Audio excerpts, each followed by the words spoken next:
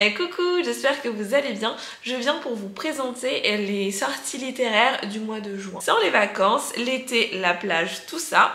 Et c'est assez chouette. Avant toute chose, si vous aimez bien mes vidéos YouTube, n'hésitez pas à vous abonner, ça permet de faire évoluer et grandir ma chaîne YouTube. Le 5 juin sort Curious Tide, le tome 1 de la Lune et des marées, écrit par Pascal Lascelles et publié aux éditions Big Bang. Jamais rien lu de cette autrice et la couverture est très jolie et donc ça m'a intriguée. C'est une trilogie, on est plutôt dans un dark academia, fantasy et je crois qu'il y a un petit triangle amoureux. On va suivre Emory qui est étudiante à Aldrin. C'est une prestigieuse université de la magie lunaire jusqu'à ce qu'une nuit, dans les grottes marines, la mort emporte un groupe de ses camarades, mais surtout sa meilleure amie. Elle la laisse donc seule, survivante. À cause de cet événement, elle est accablée de pouvoirs étranges et impossibles qu'aucune guériseuse ne devrait posséder. Elle doit demander au frère de Romy, Baz, de l'aide parce qu'elle n'arrive pas à s'en sortir toute seule. Les étudiants supposés noyés commencent à s'échouer sur la plage et à réapparaître pour connaître une effroyable mort magique. Emory et Baz ne sont plus les seuls à chercher des réponses. Ça m'a l'air d'être assez sympa puisqu'il y a l'air d'avoir une petite enquête autour de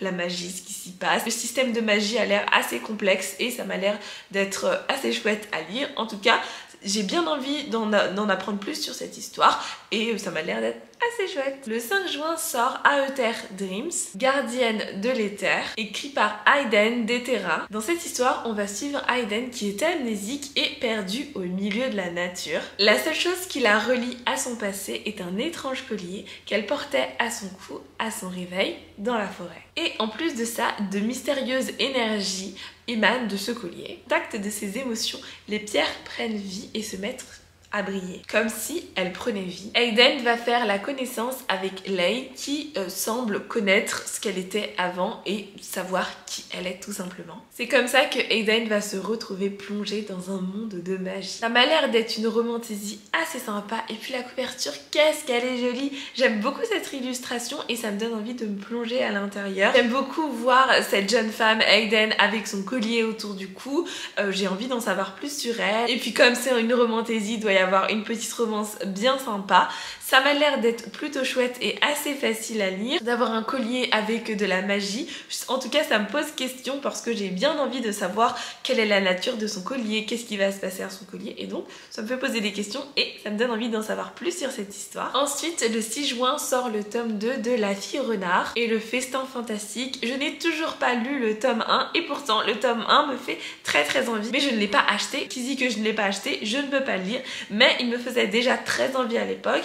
Et de savoir que maintenant il y a le tome 2 qui sort, j'ai encore plus envie de le lire. La couverture est vraiment trop mignonne. Dans le tome 1, on va tout simplement suivre Felicity Fox, qui n'est pas une fille ordinaire, puisqu'elle est née avec des oreilles de renard qui la condamnent à travailler dans un cirque. Elle est seule, elle n'a pas de famille et elle a personne pour lui dire d'où elle vient. Un étrange corbeau va apparaître et va lui dire finalement qui elle est. Une estrangeline, mi-humaine, mi-sorcière. Elle n'hésite pas et elle s'évade. Malheureusement, elle va commettre une erreur en signant un pacte avec Maître Chantepleur qui va lui causer des ennuis. Et donc bien sûr je vais pas lire le résumé du tome 2 parce que ça va me spoiler, mais rien que le tome 1 j'ai vachement envie de le lire, ça m'a l'air jeunesse, ça m'a l'air d'être tout ce que j'aime, enfin, des trucs mignons, un peu de magie, une petite fille un petit peu perdue, bref ça m'a l'air d'être des choses que j'aime assez bien. Je suis plutôt intriguée par cette histoire. Et puis la couverture du tome 1 comme du tome 2 est vraiment très jolie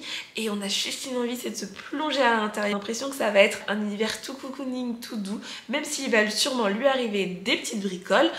J'ai l'impression que ça va être quand même un truc assez doux à lire. Ensuite, le 6 juin sort Le baiser amer des étoiles, écrit par Roshani Chokshi et c'est publié aux éditions Sabran. Le premier tome et je crois qu'il y a 4 tomes sortis. Je ne sais pas si la série est terminée, mais en tout cas, il y a 4 tomes sortis. On va suivre la princesse Mayavati qui est maudite. Depuis sa naissance, les astres prédisent qu'elle sera épouse de la mort et de la destruction. Cette sinistre prédiction vaut le mépris mépris mais aussi la peur par la cour de son père lorsque son père décide d'organiser un mariage pour éviter une guerre avec des pays voisins. Maya se retrouve donc prise au piège, contrainte d'accepter la main du prince Amar. Elle devient donc la reine d'Akaran, un royaume assez étrange niché à la lisière de l'autre monde. Le mari de Maya, assez énigmatique, s'absente souvent mais refuse de lui dire pourquoi. Elle est livrée à elle-même et je pense qu'elle va devoir un peu enquêter pour savoir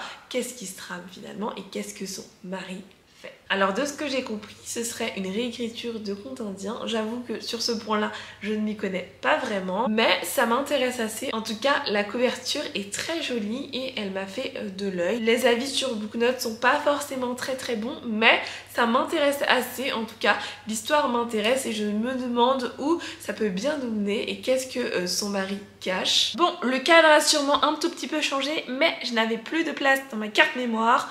Soit c'est un problème de batterie, soit c'est un problème de carte mémoire. Enfin bref, donc le cadrage a sûrement un peu changé puisque j'ai bougé cette caméra. Ça m'a l'air d'être un peu une romance, mais aussi d'avoir un peu pas mal de secrets et de choses à découvrir. Et ça peut être super sympa. Le 6 juin sort Là où gisent les endormis, écrit par Farida Abdiké Limid. Je n'ai toujours pas lu L'As de pique de cette même autrice. Il faudrait que je m'y mette et que je lise, mais j'ai toujours pas pris le temps de le lire alors qu'il est sorti il y a très longtemps, mais il sort en poche, donc c'est peut-être le moment de se le procurer. En ce qui concerne Là où gisent les endormis, c'est une Dark Academia et c'est du young adulte aussi. On va suivre Saad Hussein qui va intégrer la célèbre académie Alfred Nobel après avoir été scolarisé à domicile toute sa vie. La malchance l'a suivi toute sa vie, mais elle ne s'attendait pas à ce que la malchance s'applique aussi à sa colocataire Elisabeth qui va disparaître après sa première nuit. Évidemment, les rumeurs à son égard va aller bon train. Saad va attirer l'attention de la satanée Trinité, un trio de 3 filles qui sont très populaires mais aussi énigmatiques. Quand elle va prendre conscience que personne ne s'intéresse à la disparition de sa colocataire, elle va s'allier à Baz pour essayer de trouver qu'est-ce qui s'est passé. Assez intriguée parce qu'elle s'attire la malchance, sa colocataire va disparaître, j'ai envie d'en savoir plus. Comment ça se fait que ta colocataire à l'internat a déjà disparu alors que ça fait une nuit que tu as dormi avec elle? Où est-elle passée? J'ai envie de savoir où elle est passée, qu'est-ce qui s'est arrivé, de résoudre cette petite enquête avec elle. Ça m'a l'air d'être assez sympathique. En tout cas, celui-là sera acheté parce que j'ai trop envie d'en savoir plus et de... Peut-être que je devrais commencer par As de pique, mais de toute façon, je fais jamais tout dans l'ordre, donc je vais peut-être commencer par celui-là sûrement. Le 7 juin sort Les ailes d'argent, écrit par Ornella. On est dans un post-apocalyptique, donc la Terre a été dévastée par un cataclysme et il reste plus grand-chose. L'humanité peine à survivre. On va suivre Leia qui est une femme qui a déjà tant perdu et qui va lutter pour se construire un nouveau foyer. Mais la terre promise est bien plus dangereuse qu'il n'y paraît. Leia va rapidement comprendre que pour s'assurer un avenir, les clans du lac vont devoir apprendre à se connaître et surtout à se faire confiance. Mais est-ce que elle saura les convaincre? C'est ça qu'on va découvrir dans cette histoire. Ça m'a l'air d'être plutôt bien. Ça fait assez longtemps que j'ai pas lu de post-apocalyptique et alors que j'aime assez ça, c'est toujours assez sympa de découvrir un monde un peu ravagé par quelque chose, un cataclysme, quelque chose, et ça me donne assez envie de le lire. La couverture est plutôt sympa, on a assez envie de le lire, mais voilà, sans plus quoi. Cette histoire m'a l'air bien sympa et je crois que c'est en auto-édition si je me trompe pas. J'en lis assez régulièrement mais j'en lis pas autant que je voudrais ni que je pourrais. Parce que pour caser les auto-édités et les maisons d'édition, il me faut du temps et j'ai pas forcément le temps de lire tout ce que j'aimerais lire. Ensuite, le 5e tome des enquêtes d'Anna Swavesson et j'ai très hâte de le lire. Je ne vais pas lire le résumé du 5e tome parce que ça pourrait vous spoiler, ça pourrait me spoiler puisque je suis au 3e tome. Mais si vous aimez les cozy mysteries, si vous aimez la pâtisserie, c'est super sympa. À chacun de ces tomes, il y a des recettes à l'intérieur. Je ne les ai encore jamais faites, mais si vous aimez faire de la pâtisserie et que vous avez le livre à disposition, je suis sûre que ces recettes doivent être géniales parce que rien qu'en lisant le livre, j'ai l'eau à la bouche et j'ai toujours envie de déguster ce qu'elle propose. Mais vraiment, si vous aimez les cozy mysteries mélangées à la pâtisserie, vous allez adoré parce que c'est trop chouette.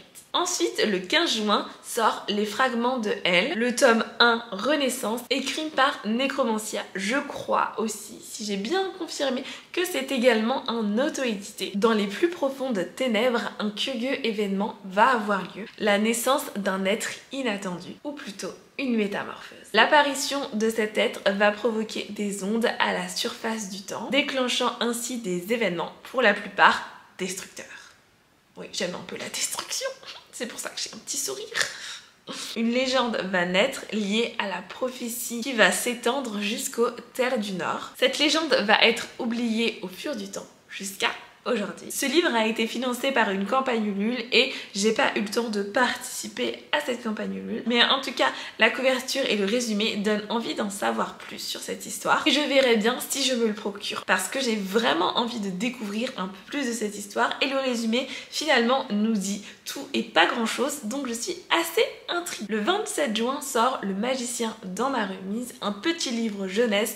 On le voit bien à sa couverture qui donne juste envie de découvrir. On va suivre Myrdin le Sauvage. C'est le plus grand ensorceleur de tous les temps qui vient tout juste d'être exilé au 21e siècle. Et on va suivre aussi Rose qui vient de Bashingford et sa mission est de réparer sa famille dysfonctionnelle et elle n'a surtout pas l'intention de se prosterner devant qui que ce soit. On va donc suivre leur rencontre mais aussi toutes leurs aventures qui m'ont l'air d'être assez marrantes. Ça m'a l'air d'être assez chouette et moi tout ce qui est chouette je prends, les petits jeunesses je prends. Et enfin à la fin du mois de juin sort Rien ne sert de courir de Maritza Jaillet. C'est une réédition d'un ouvrage qui a été déjà paru dans une ancienne maison d'édition et cette fois-ci elle se fait éditer par le Labyrinthe de Théa. C'est une romance dystopique où on va suivre l'histoire de Morgane qui se réveille un matin à côté d'un inconnu, mais qui découvre surtout que sa famille entière a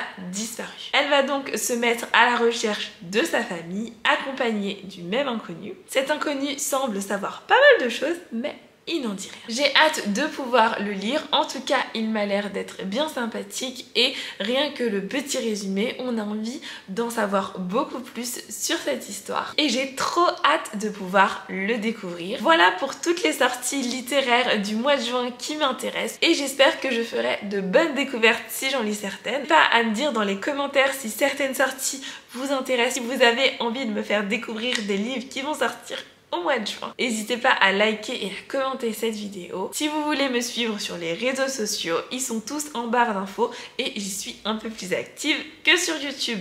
Merci beaucoup d'avoir regardé cette vidéo jusqu'au bout et je vous fais des bisous.